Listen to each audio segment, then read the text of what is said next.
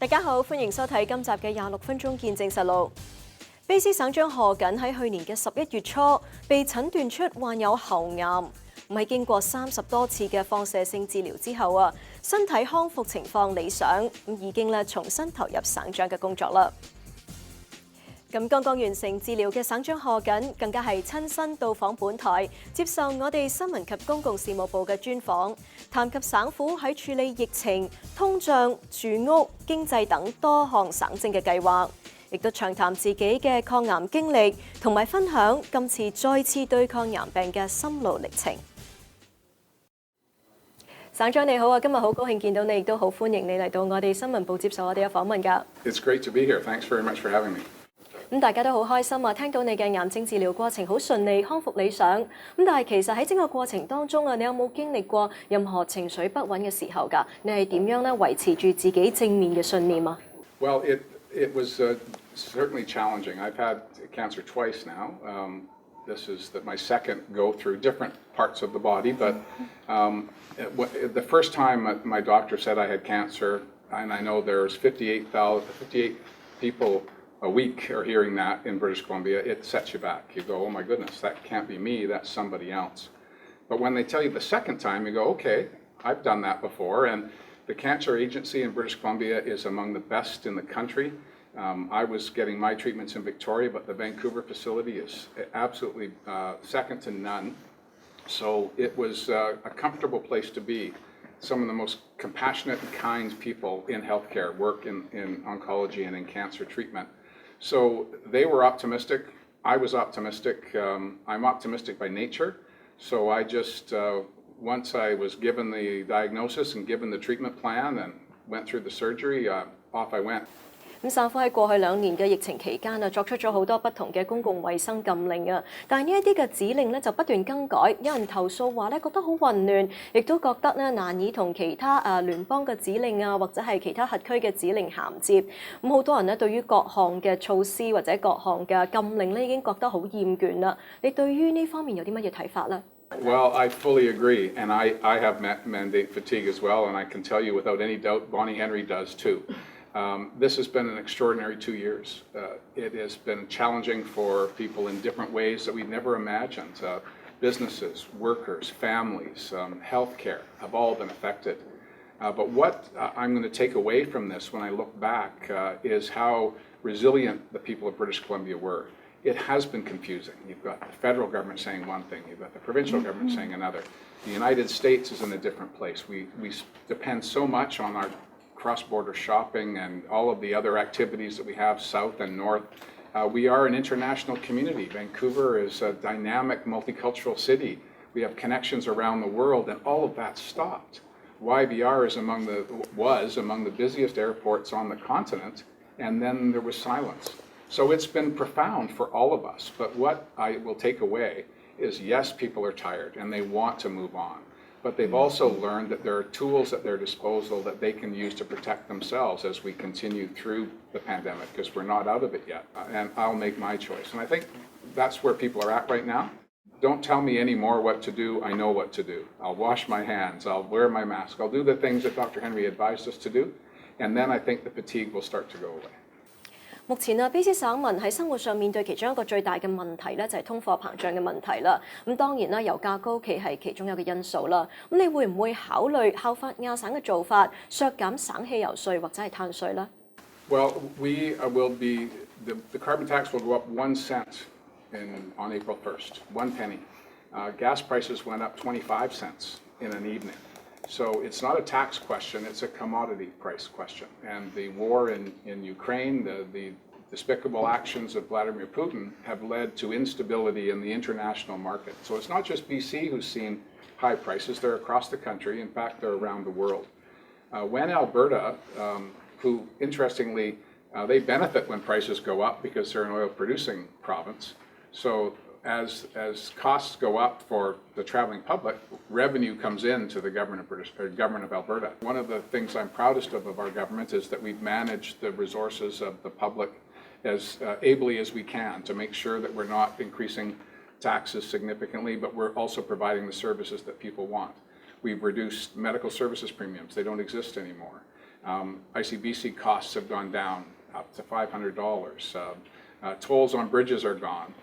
We've reduced costs for childcare, and in fact, families now get a child opportunity benefit of up to $2,600 for their kids, up to age 18, whereas before it was age 6.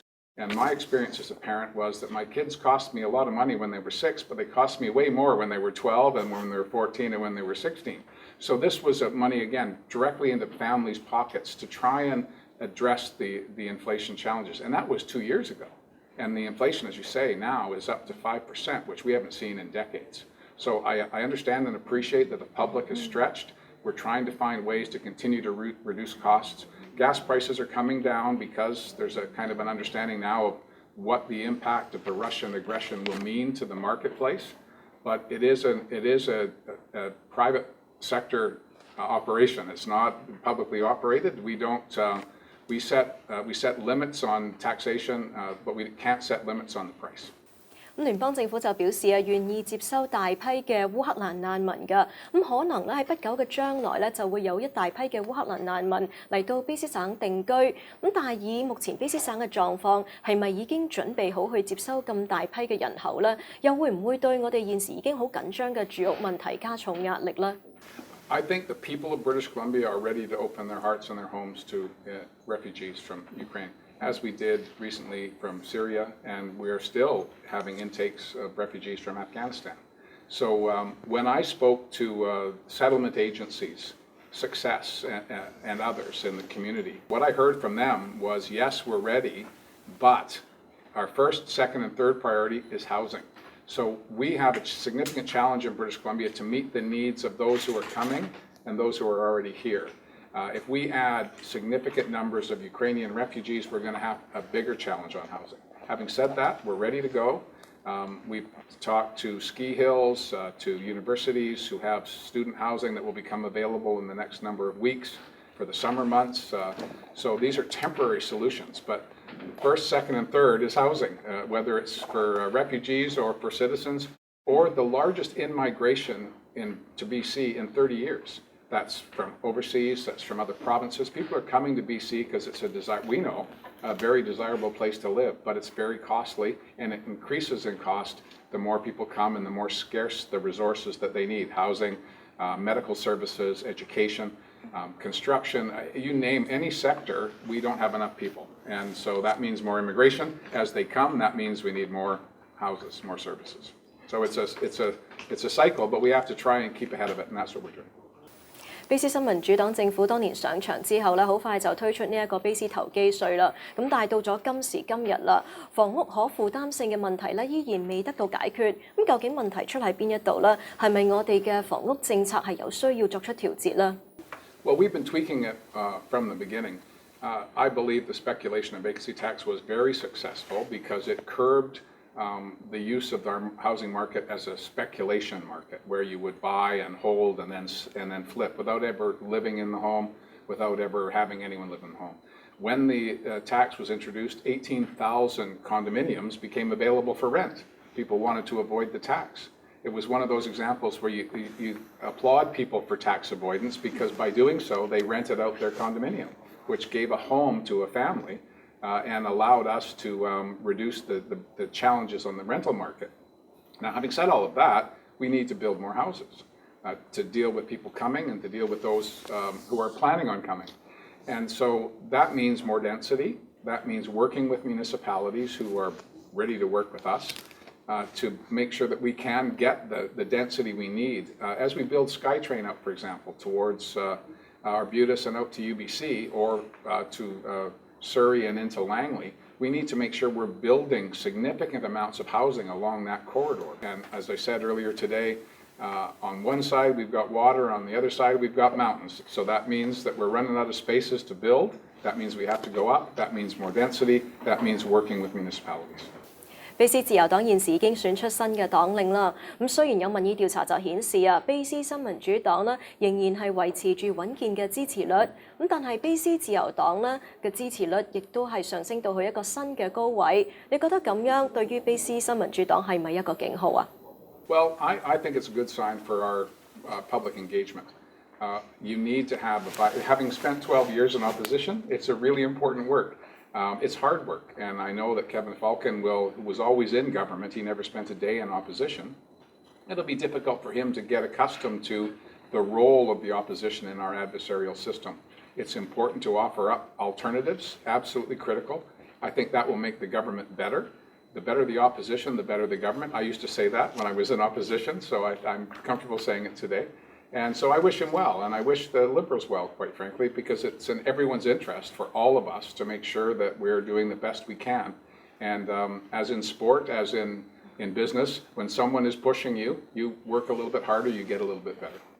你計劃幾時宣佈溫哥華 Coachella 選區嘅補選日期啊？咁點解唔盡早進行補選呢？ Well, we're going to do it as quickly as possible. I've committed to making sure that the winner, it might not be the Liberal candidate, is in the legislature before we rise for the summer.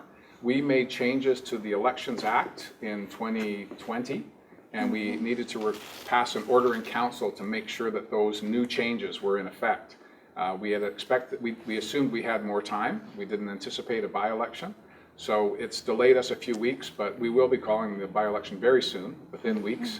And we need to make sure that there's polling places. Elections BC needs time you can't just say we're having an election next week and everybody's ready to go. They have to print the ballots. We have to go through all these processes. But we're committed to doing it, and I've made that public. We will have a new member from Quilchena in the legislature before we rise in June. 雖然下一次嘅卑詩省選仲有2年之後先至舉行啊，不過喺民主體制之下，省府嘅工作咧，佢可以話係時時刻刻都被省民監察住。咁過去嘅2年，省府嘅施政重點都放喺抗疫方面。而隨住省民逐漸將焦點放喺社會同埋經濟重啟方面，省府會點樣推進各項計劃嘅實施呢？休息翻嚟，繼續會有卑詩省長賀謹嘅專訪。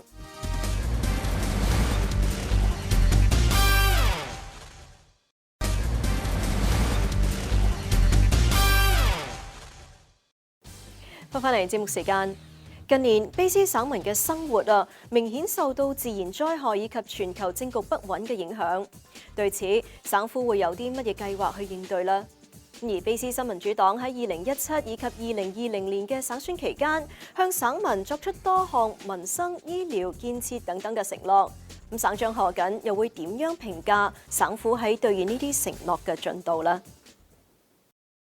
省府早前已經承諾過會撥款支持列治文醫院嘅擴建計劃㗎，但係點解喺啱啱公布嘅預算案之中，仍然未見到有預留撥款去俾呢一項嘅計劃呢？ Minister Dix went away, sat down with the Richmond Hospital Foundation, and we were going to take the plan that was on the shelf.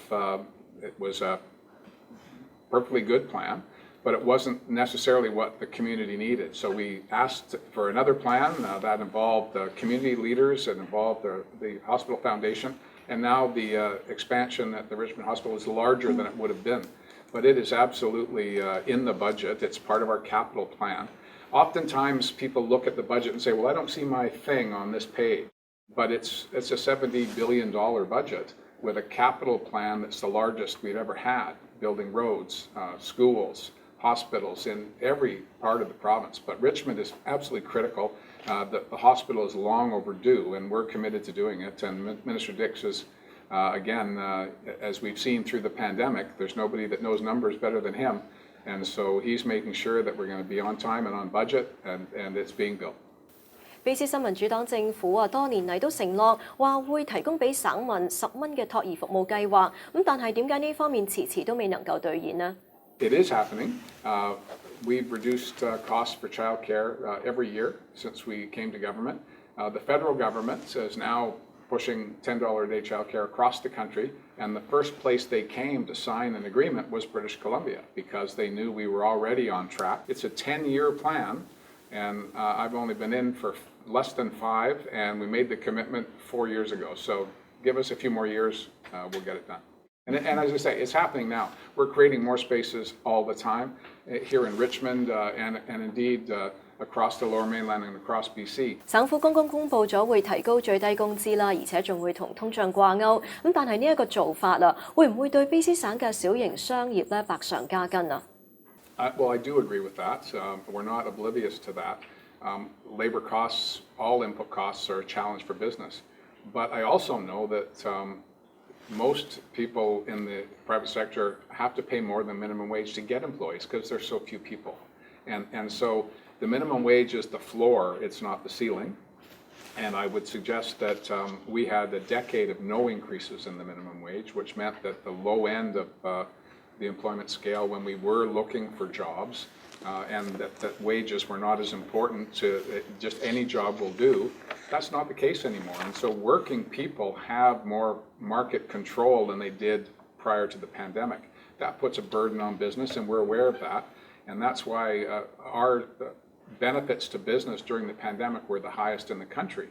Significant amounts of money put into direct grants, and also payable loans, deferral of taxes, a whole host of different things. So now that we're coming out of the pandemic, there are still businesses that are very fragile, and we understand that.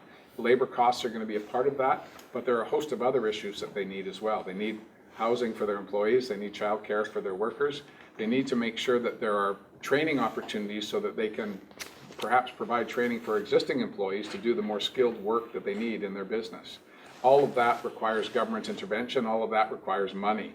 So I think everyone understands that it's going to be challenging for the next few months, maybe the next year, but we're on the right track, and as more people come, that will grow the economy, that will create more opportunity, more businesses will come from that, then we'll shut down. In fact, we had very few, relative to other jurisdictions, the impact on businesses of the pandemic was minimal in BC because our approach, led by Dr. Henry, was a balanced approach. We didn't want to shut everybody down, we wanted to make sure they were safe. So businesses had workplace safety plans. That was our focus. Let's not shut people down. Let's work with them to find a way to stay open and do that safely. And that's been our approach to things. We need engagement. 點解 Massey Tunnel 改建計劃一拖再拖啦？因為建造成本不斷咁上升啦。如果工程仲唔動工嘅話，咁就意味住工程成本會不斷增加㗎咯喎。Well, when we came to government, we looked at the plan that the former government had in place, and it had the support of one municipality. And there's 30-some municipalities in the Lower Mainland, and it was not supported by anyone but Delta. Richmond, the key impact of the bridge that was proposed would have been in Richmond, universal discontent about that project. So we went back to the drawing board. We found what's the best way to move people with the least impact on agriculture, the least impact on community. And it came back as a submersible tunnel. We're on that. We're working hard on it. Minister Fleming is the key on that. But we also had an atmospheric river that broke the Coquihalla Highway, that broke Highway 1, flooded the Fraser Valley. We had fires. We had other challenges. So I'm not complaining, but we've had a lot of crises come our way, and the consequence is that as we're building out BC, we were repairing parts rather than putting in new infrastructure, like the Massey replacement tunnel. But we're well underway. We have buy-in from municipalities, which in my mind was critically important. And as we proceed, prices are going to go up, but they're going up in every sector. It's not just in construction. It's not just on public projects, it's everything. And as the private sector builds out infrastructure, they're seeing their costs rise. That'll all come back to us at some point. As consumers, we're going to have to pay for that. 有專家已經警告話，預計卑詩省咧將會繼續面對極端天氣所帶嚟嘅問題。咁你有啲乜嘢計劃去面對呢方面嘅挑戰啊？ Having a clean BC climate plan, which includes carbon taxes. So again, this is the challenge that decision makers have. You're absolutely right. The public says, well, why don't you just reduce those taxes? And we go, okay. And then they say, well, what are you doing about climate change? What are you doing about these hostile weather experiences? We have a world-leading plan in British Columbia, and it involves pricing carbon, and it involves building transit, it involves reducing emissions, encouraging people to use electric cars. 喺卑詩省啊，服用過量毒品致死嘅問題咧越嚟越嚴重。咁有倡導者就認為啊，卑詩省府喺呢方面嘅政策咧已經過時。咁你又係咪認同喺呢一方面省府需要定下新嘅方向啦？ There are a range of options that advocates put forward, public health officials put forward, law enforcement puts forward. We had the National Police Chiefs Association suggest that legalization was the way, or decriminalization of small amounts of opioids was the best way to go. The police are not then chasing down people who have a health challenge as if they were criminals. That will destigmatize consumption and addiction and will allow us to streamline our processes for treatment and prevention. But it is a four pillars approach. We need to treat people, we need to prevent their consumption of dangerous goods, and we need to make sure that we're enforcing our laws. And that means those who are poisoning the drug supply at their profit are penalized when we find them. And we need to do more to eliminate the poisons and make perhaps the supply safer for those who are addicted and need to consume. And we also need to make sure that the treatment opportunities are there for people as well. 有研究就顯示啊，經歷過2年疫情之後，有一半嘅加拿大國民都表示佢哋嘅精神健康係差咗㗎。咁省府喺精神健康方面啊，會為省民提供乜嘢支持啊？ Well, we have a Minister of Mental Health and Addictions. We were the first in the country to do that. And now just about every jurisdiction has a standalone ministry. We felt it was important because when people if you go to the emergency room at the hospital and you've got a broken arm, you're treated right away because they know what to do about that. There's someone on staff that can manage a broken arm. When you present with anxiety, with depression, there's not always a staff member available to deal with mental health issues. So we need to make sure that in communities, through urgent primary care centers or through a primary care network, we're providing the services that vulnerable populations have who are dealing with mental health issues. The pandemic has made that worse, to be sure. But we were seeing an increase in mental health cases throughout British Columbia. When I talk to municipal leaders, one of the biggest concerns they have is that their police officers are torn between doing social work and doing police work. We're reviewing the all-party committee of the legislature is reviewing the Police Act because we need to make sure we're sending the right people to a call. Sometimes it's better to send a social worker or a psychologist than it is to send a police officer. And that's how we, I think, start to break this down, is making sure that we're providing the right services for the right problem. 你目前已經全程投入返工作啦，咁你有啲乜嘢嘅計劃呢？有啲乜嘢你係迫切要去處理㗎？ First, to make sure our citizens are realizing their full potential, creating training opportunities so that people can expand their ability to participate in the economy, whether through their own businesses or as a key part of someone else's business. Those are the things that I was focused on when I came into power. But what I've discovered is that there's no shortage of problems every day that we hadn't even thought about. Atmospheric rivers, I'd never heard that term before, but yet it's now part of our dialogue. The pandemic and all of the consequences of that. What it has done for me on a personal level is awakened me to how many people in British Columbia want to help. It's not just the not-for-profit sector. It's not just those who put a shingle up saying, if you need help, come here. All British Columbians are trying to find a way to help each other.